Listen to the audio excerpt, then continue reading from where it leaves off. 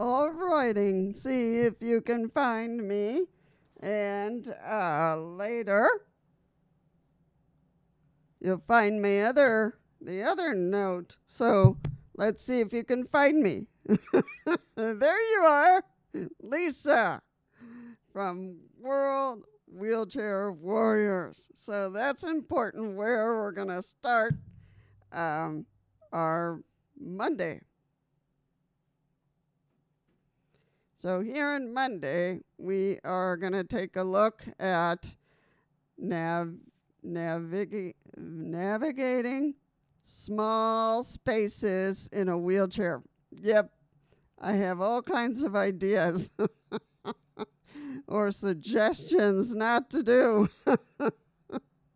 I know that one, not to do. All right, today we're talking about something we all deal with. You already have. All right. Navigating small or tight spaces in a wheelchair. Oh, yeah. I've done that a million times. And I'm sharing strategies that make it easier. Sometimes that's hard to do. When I was in the second floor, I had a big space there. It was huge, and I couldn't handle it because I was having to walk little spaces, and if I walked too much, I would fall. Oh my God, it was just awful. So it was second floor, and then there was no way I was going to be able to say or to get out if there's in his very emotion or fire or whatever. How was I going to get out? How was I going to get out? I have no idea. So I just asked the administration to see if they could take me to the first floor. So finally they did, and they gave me a place. It was a small place, and I put all my stuff. It was very hard for me to continue to now. We got to do this so that you can see me, you can hear me. So on this one, today we are talking about something we all deal with. Oh, yeah. Navigating small or tight spaces in a wheelchair. Oh, yeah. I'm sharing strategies.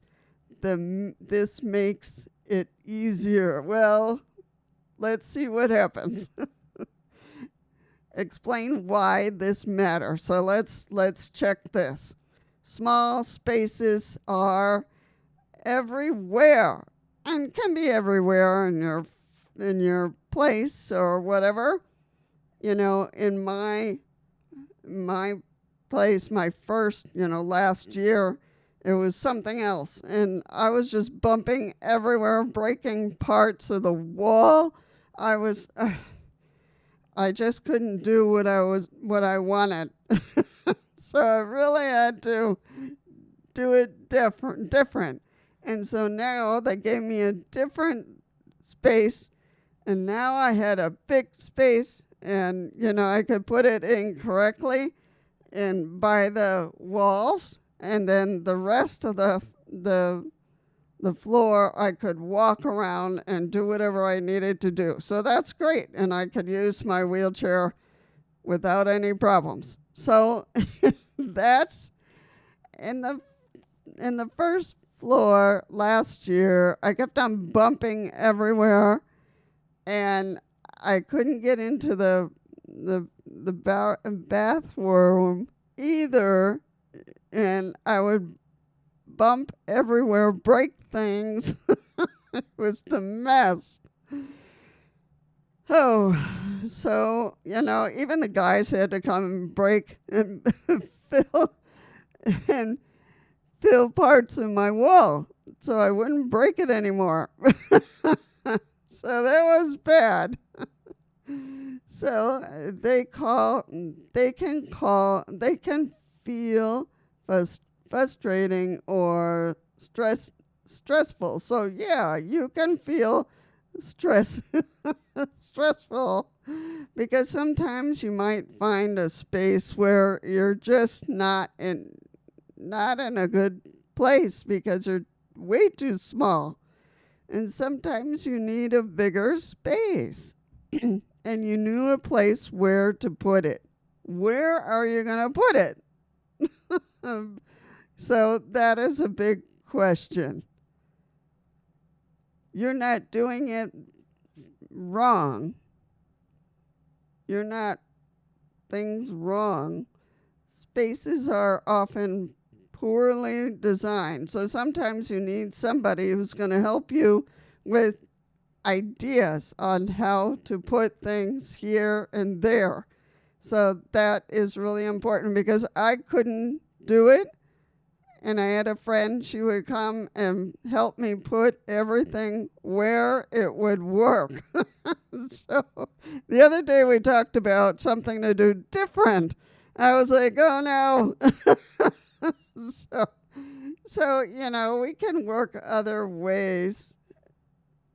But, you got to think in a way to do it. So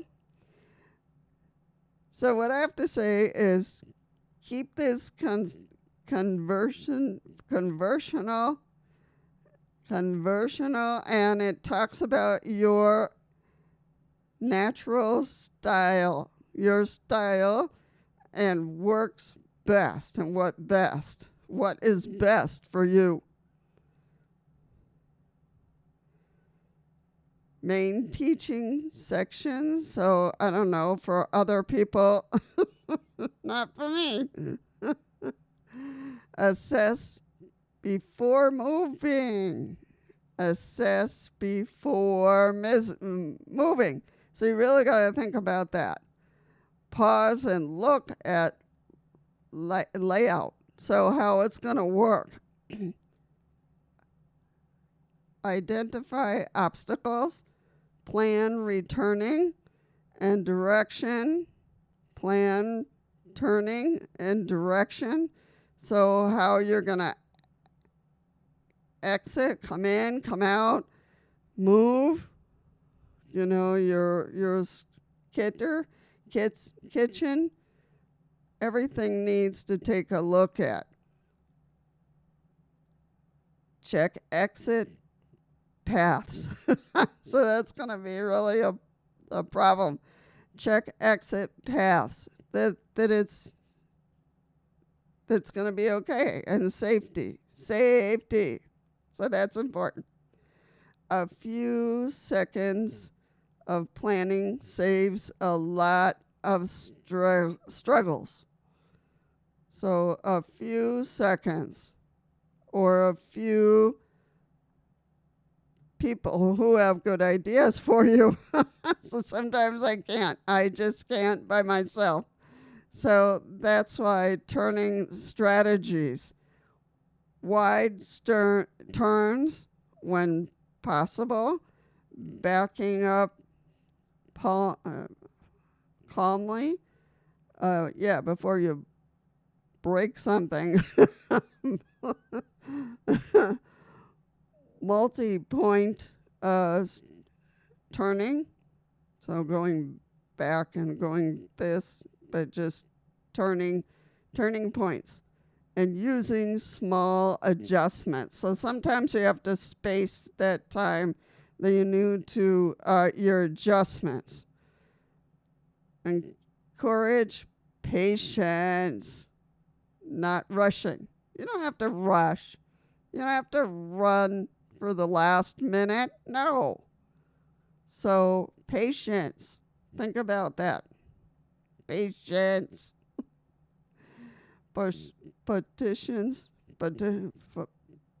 clock. What? Positioning tips. Positioning. So approach at angles. I'm going to talk a little bit about a friend who had started in a small place where he was going to stay, but his where he had his bed was very space and it's very small. So he took the entrance of the place that he put half of it was for his room.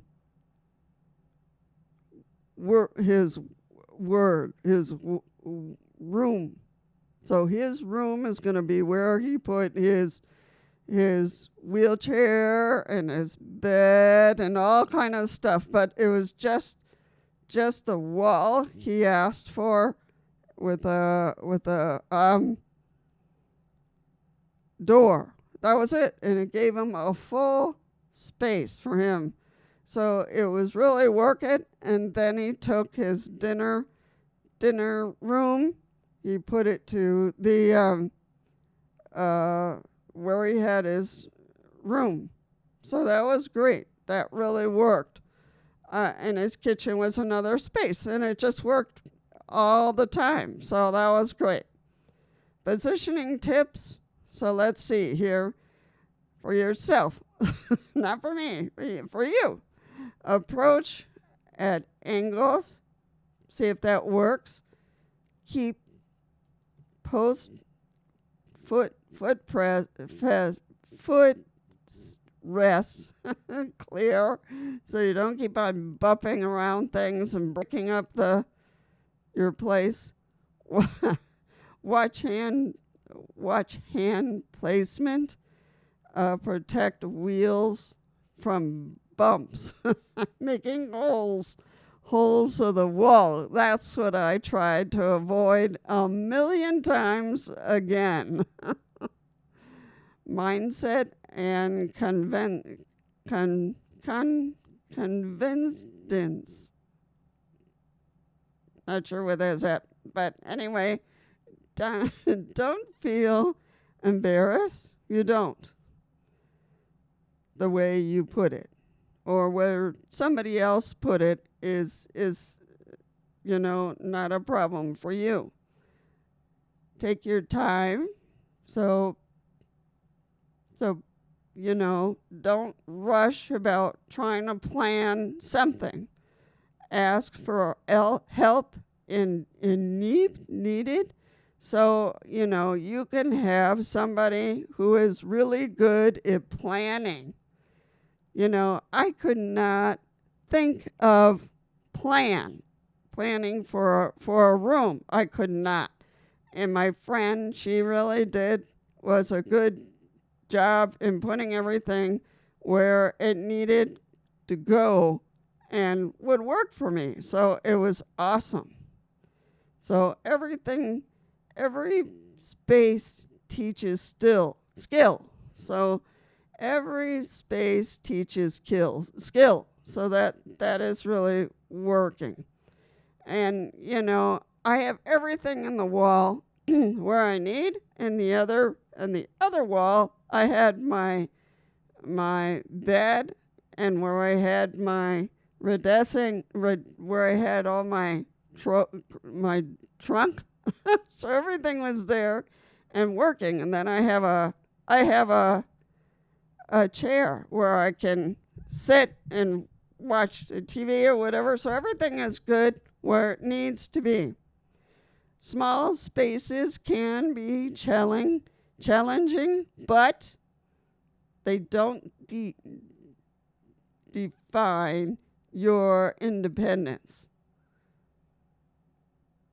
The more strategies can you learn, the more confidence you become navigating the world. So you have to look and make sure that the place you feel it comfortable.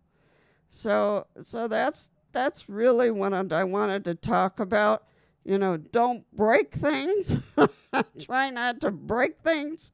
That doesn't work. In my, like last year, I just didn't have places where to go. So I really had to go very slow to get out and slow to get out to get in. It was crazy. And I was breaking things every 2 minutes in the bathroom. It just wasn't working anywhere. So sometimes you really need to think about how for it to make work. so sometimes if you're using a place, then ask, and the place there will come and give you some ideas on what's going to be better for you and not for them.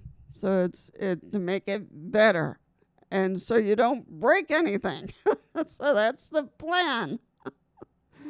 So you gotta take some time.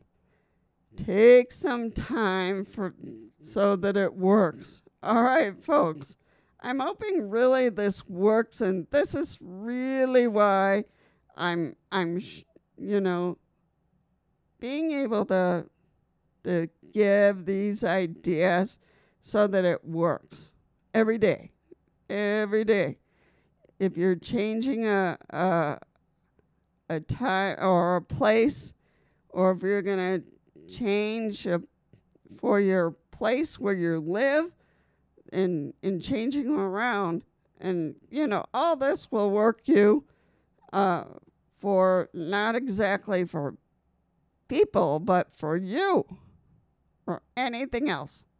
So I have another one so you don't forget me. So here we go. This will always be here. All right. Take care. And I hope to see you. And let's think about those changes. And if you need a change, if you don't need a change, then great. If somebody else needs to talk about changes, let's talk about it. All right. Take care and see you soon.